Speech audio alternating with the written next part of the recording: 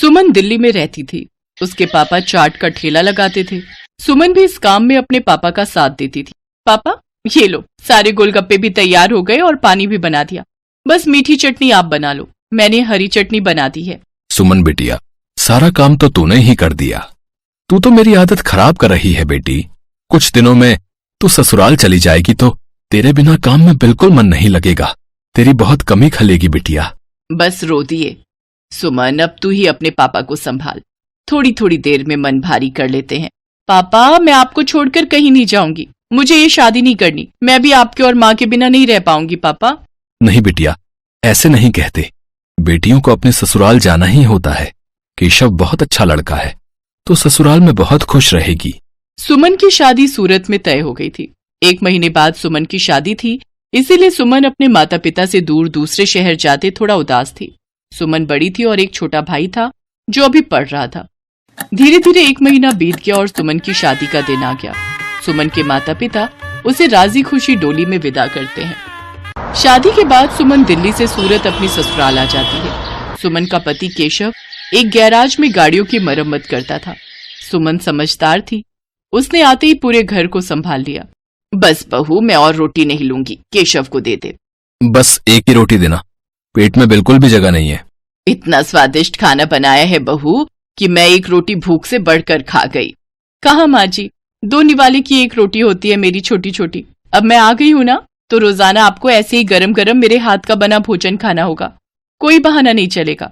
हमारे तो भाग्य खुल गए बहू, जो तुम हमारे घर में बहू बनकर आई। जीती रहो। सुनिए, मैंने आपका टिफिन पैक कर दिया है, ये लीजिए। बस मैं 2 मिनट में आई। अब ठीक है, मैं बाहर तब तक मोटरसाइकिल निकालता हूँ। माँ जी, और क्या क्या राशन लाना है? बस यही बहू जो लिखवाया है, बाकी तुम अपने लिए जो चाहो खरीद लेना। ठीक है, मैं थोड़ी देर में लौटती हूँ। सुमन केशव के साथ मोटरसाइकिल पर बाजार चली जाती है। सुमन, कहो तो गैराज बाद में चला जाऊंगा। तुम अकेले घर सामान लेकर कैसे जाओगी? अरे आप चिंता मत करो, मैं ऑटो ले लूंगी। केशव सुमन को बाजार में छोड़कर गैराज जाने लगता है। तभी उसकी मोटरसाइकिल के आगे कहीं से एक पत्थर आ जाता है। केशव की मोटरसाइकिल लड़खड़ा जाती है और वो बहुत तेज गिरता है। केशव को काफी चोट आ जाती है। सुमन कुछ ही दूरी पर थी। हे ईश्वर, ये क्या हो गया? भाई साहब, थोड़ी मदद कीजिए। चिंता मत करो बहन जी, सब ठीक हो जाएगा। कुछ लोग सुमन की मदद करते हैं और केशव को बराबर के अस्पताल में ले जाते हैं। डॉक्टर केशव का इलाज करता है। कुछ देर बाद केशव को आराम मिलता है। ज्यादा गंभीर चोटें तो नहीं थी, पर केशव के पैर की हड्डी टूट गई थी। 2 दिन बाद केशव को छुट्टी मिलती है। माँ, मैं ठीक हूँ, बस पैर की हड्डी में ही तो फ्रैक्चर है। कुछ महीनों में मैं ठीक हो जाऊंगा, चिंता मत करो। अरे माँ हो ना बेटा, तू नहीं जानता, जरा सी खरोच भी बच्चे को आ जाए तो माँ का कलेजा निकल जाता है। और फिर तेरे तो इतनी चोट आ गई है। अब तो कुछ दिन के लिए गैराज भी नहीं जा सकता। जाना भी नहीं है, डॉक्टर ने अभी 6 महीने रेस्ट के लिए बोला है। आप चिंता मत करो, पैसों की कोई तंगी नहीं आएगी। मैं कोई काम शुरू कर देती हूँ ताकि घर में थोड़े पैसे आते रहें। तभी सुमन के माता पिता भी दिल्ली से आ जाते हैं। सुमन ने उन्हें फोन पर केशव के एक्सीडेंट की बात बताई थी, जिसे सुनकर वो रह नहीं सके। अब दामाद जी, काम की कोई चिंता मत करो। सुमन ने मेरे से चाट बनाना बहुत अच्छे से सीखा हुआ है। सुमन बिटिया, तू यहाँ सूरत में दिल्ली वाले गोलगप्पे शुरू कर, वो तो बहुत अच्छे बनाती है। कुछ दिन मैं यहाँ रुक जाता हूँ, जब काम सेट हो जाएगा तब मैं वापस चला जाऊंगा। हाँ पापा, ये ठीक रहेगा। दिल्ली वाले गोलगप्पे यहाँ बहुत अच्छे चलेंगे। हमारे इधर आसपास किसी ने भी दिल्ली वाले गोलगप्पे का काम नहीं शुरू किया हुआ। केशव बेटा, आप सारी चिंता छोड़ दो। पापा और मैं कुछ दिन अब यहीं रहेंगे। शुक्रिया माँ, शुक्रिया पापा, आपने मुझे बहुत हिम्मत दी है। ऐसी बहू और ऐसे समधी सचमुच बहुत नसीब वालों को मिलते हैं। सुमन की सास की आंखों में आंसू आ जाते हैं। केशव को भी अपने सास ससुर के आने के बाद बहुत हिम्मत मिल गई थी। सुमन अपने पापा के साथ सूरत में गोलगप्पे का ठेला शुरू करती है, जिसके ऊपर लिखा था दिल्ली वाले गोलगप्पे। गोलगप्पे के दीवाने तो बहुत लोग हैं और सूरत में तो पानीपुरी के सभी दीवाने हैं। ये देखकर सुमन और उसके पापा ने गोलगप्पे का स्टॉल लगा दिया। उनके बने गोलगप्पे बहुत पसंद किए जाने लगे। सुमन बिटिया, मुझे पता है अब तुम काम अकेले संभाल लोगी। अब हमें चलना चाहिए। सूरज भी अपनी बुआ के घर बहुत दिन से रुका हुआ है। वो उन पर बोल रहा था कि हमारे बिना उदास हो रहा है। हाँ पापा, सूरज बहुत दिन अकेला रुक गया और आपको दिल्ली का भी तो काम संभालना है। वो भी बहुत दिनों से बंद पड़ा है। अब तो मैं सब कुछ संभाल लूंगी, आप मेरी चिंता मत करो। सुमन के माता पिता वापस दिल्ली लौट जाते हैं। उन्हें आए हुए भी बहुत समय हो गया था। अब सुमन अकेले ही रोजाना गोलगप्पे का ठेला लगाने लगी। वो रोजाना सुबह उठकर गोलगप्पे और बाकी का सामान तैयार करती और बाजार निकलती। कुछ भी कहो सुमन दीदी, आपके गोलगप्पे का जवाब नहीं है। हम सारी सहेलियां रोजाना शाम को स्पेशली मार्केट आपके गोलगप्पे खाने के लिए आती हैं। हाँ सुमन दीदी, ये तो सच है, बहुत टेस्टी गोलगप्पे होते हैं आपके, साथ में खट्टा मीठा पानी, बहुत बढ़िया बनाती हो आप। बस आप सब ग्राहक तारीफ कर देते हो, मुझे काम करने में और प्रेरणा मिलती है। ये लो, इसी बात पर 2 गोलगप्पे फालतू खाओ। सुमन रोजाना ऐसे ही शाम के समय बाजार में ठेला लगाती थी। धीरे धीरे सुमन के गोलगप्पे पूरे सूरत में फेमस होने लगे। अब तो उसे शादियों और पार्टी के भी ऑर्डर मिलने लगे। इस काम में सुमन की सास भी उसकी मदद करती थी।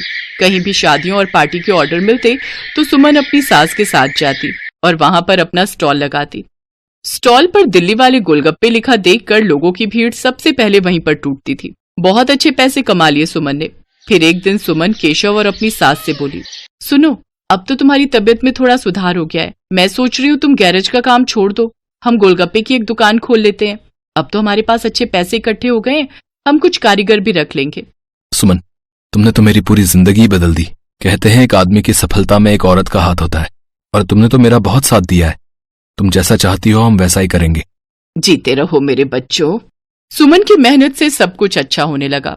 केशव और सुमन बाजार में किराए पर एक दुकान ले लेते हैं, जहां पर वो अपने साथ साथ कुछ कारीगर भी रखते हैं जो इस काम में उनकी मदद करते थे। कहते हैं परिस्थितियां तो जीवन में आती जाती रहती हैं। परिस्थितियों से डरकर नहीं, बल्कि परिस्थितियों का मुकाबला करके ही जीवन को सरल बनाया जा सकता है। जो व्यक्ति संघर्षों से लड़ता है वही ऊंचे मुकाम प्राप्त करता है। जैसा सुमन ने किया, वो परेशानियों से डरी नहीं बल्कि उनसे बचने का रास्ता ढूंढा।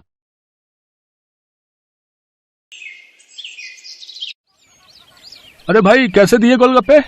50 रुपए की प्लेट है। और एक प्लेट में कितने गोलगप्पे? 6 गोलगप्पे होंगे। और कितने? अरे बाप रे बाप, 50 के 6 गोलगप्पे, इतने महंगे? तभी सोचो तुम्हारी दुकान में भीड़ क्यों नहीं है।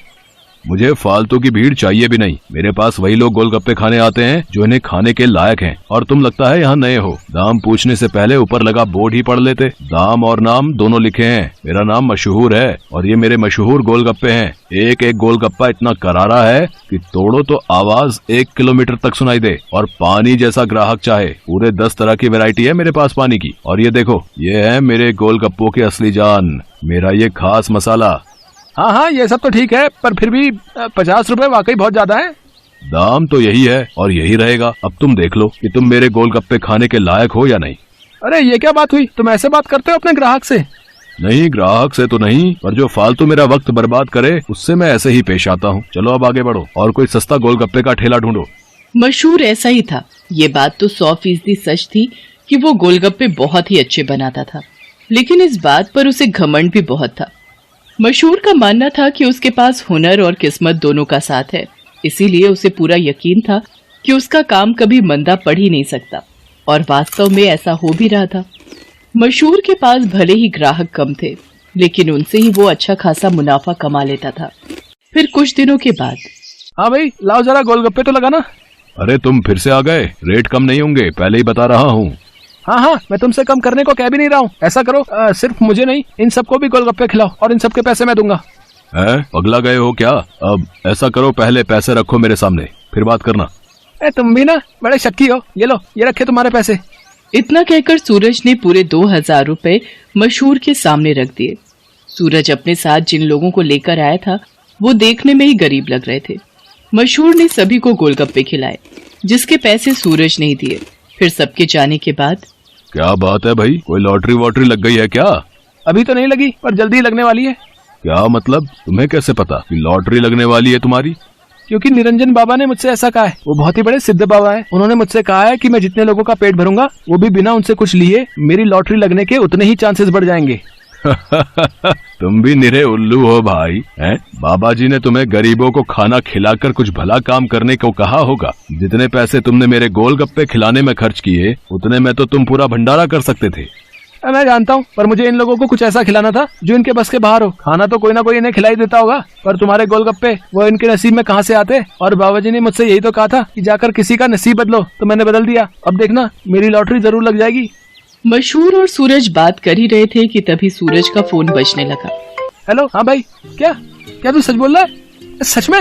ओ वाह वाह वाह भाई, मजा आ गया भाई, मजा आ गया। तू वहीं रुक, मैं बस वहीं आ रहा हूँ मैं।